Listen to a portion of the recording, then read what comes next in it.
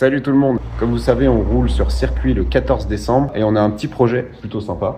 Préparer la S13 avec vous, du coup sur quelques épisodes jusqu'au 14 pour montrer l'évolution, sachant qu'elle n'était absolument pas prête jusqu'à la semaine dernière. Et l'objectif, c'est de lui faire du coup de la préparer et de la finir avec les dernières pièces que je viens de recevoir. Ouais. Et de lui faire un look plutôt sympa en mode drift. Ibiza style pour ceux qui ont la référence. Avec des petits marquages. On vous mettra quelques images du look que c'est. Vu qu'elle n'a pas son petite carrosserie, elle a le coulant encore patiné, on n'aura jamais le temps de faire le covering. Autant trouver une alternative un peu sympa qui ait de la gueule et qu'on reste le plus stylé du circuit.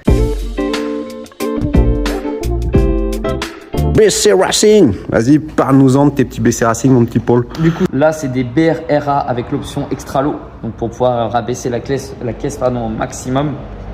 Parce que moi, je kiffe quand les caisses sont très très basses, mais avec un tarage mou.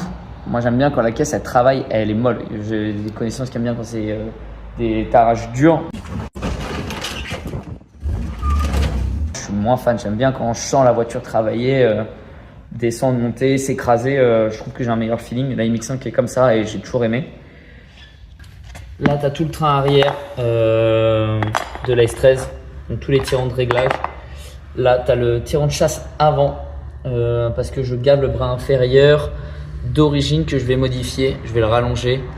Je vous montrerai aussi, parce que là, sans montrer la pièce, c'est un peu plus galère. Et aussi, il y aura ça que je n'ai pas précisé, mais l'intercouleur qui va être remis. Est-ce qu'on peut le dire peut-être?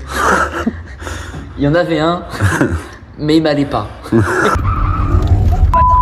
que j'en rachète un et ensuite j'aille voir Guillaume Gleillot de ProWeld pour qu'il me fasse le piping pour pouvoir rouler le 14.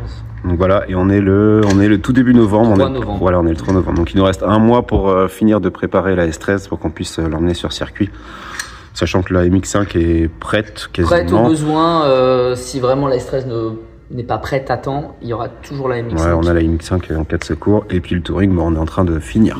Il reste un support moteur et remonter la ligne d'échappement. On nous a pas trop monté grand chose, mais c'est surtout parce que c'est des pièces pas très intéressantes, quoi. Alors que là, là c'est intéressant. Puis là, faut le rentabiliser, le SMIC.